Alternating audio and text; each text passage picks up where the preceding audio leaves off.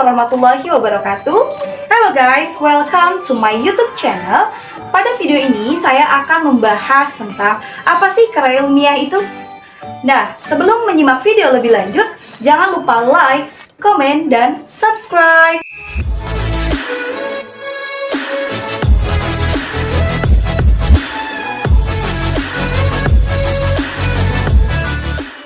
Berbicara seputar karya ilmiah, tentu bukan hal yang asing ya bagi kita semua, apalagi untuk mahasiswa tingkat akhir nih. Karya tulis ilmiah atau biasa juga disebut dengan karya ilmiah merupakan sebuah karangan yang menjelaskan sebuah pendapat yang dihasilkan dari pengamatan, tinjauan, dan penelitian dalam bidang tertentu.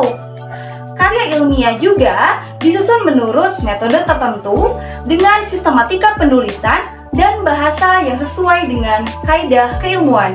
Ciri-ciri dalam sebuah karya ilmiah, yang pertama, penjelasan disajikan secara logis, jujur, dan bersifat objektif. Nah, maksudnya, materi yang disampaikan atau materi yang disajikan itu harus dapat diterima oleh akal sehat, secara jujur dan sesuai data dan fakta. Nah, jadi kita tidak bisa membuat sebuah karya ilmiah berdasarkan hayalan, rekaan, atau fiksi seperti yang biasa disajikan di dalam novel atau cerpen. Kemudian, ciri yang kedua adalah disusun secara urut dan berkesinambungan. Jadi, di dalam sebuah karya ilmiah, strukturnya itu sudah baku. Kita tidak bisa membuat struktur dalam sebuah karya ilmiah seperti di cerpen atau di novel yang terkadang menggunakan alur mundur. Nah, jadi penyusunan dalam sebuah karya ilmiah itu harus disusun secara sistematis, secara urut, dan berkesinambungan. Kemudian yang ketiga, masalah dikupas secara lebih rinci dan lebih lengkap. Kemudian ciri yang selanjutnya yaitu kebenarannya harus dapat diuji.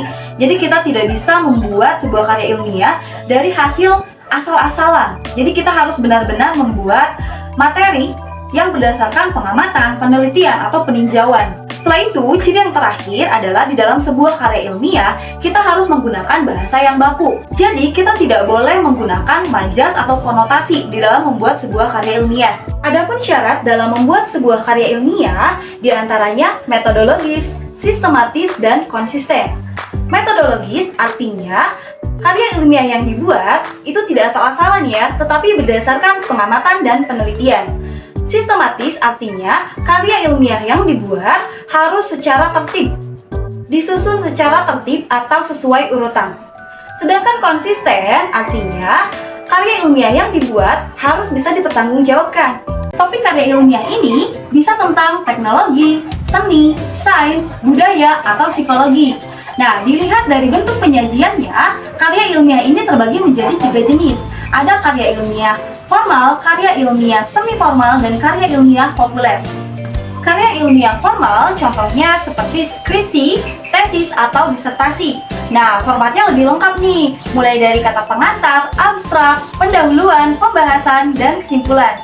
Kemudian, jenis karya ilmiah yang kedua yaitu karya ilmiah semi-formal. Nah, contohnya adalah tugas-tugas yang biasa dikerjakan di sekolah, seperti laporan, makalah, atau jurnal.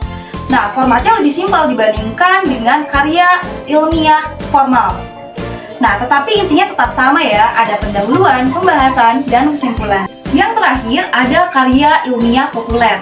Namanya juga populer ya, jadi sifatnya itu tidak terlalu akademis dan bisa ditujukan kepada seluruh lapisan masyarakat. Dan bahasa yang digunakan adalah bahasa yang mudah dipahami.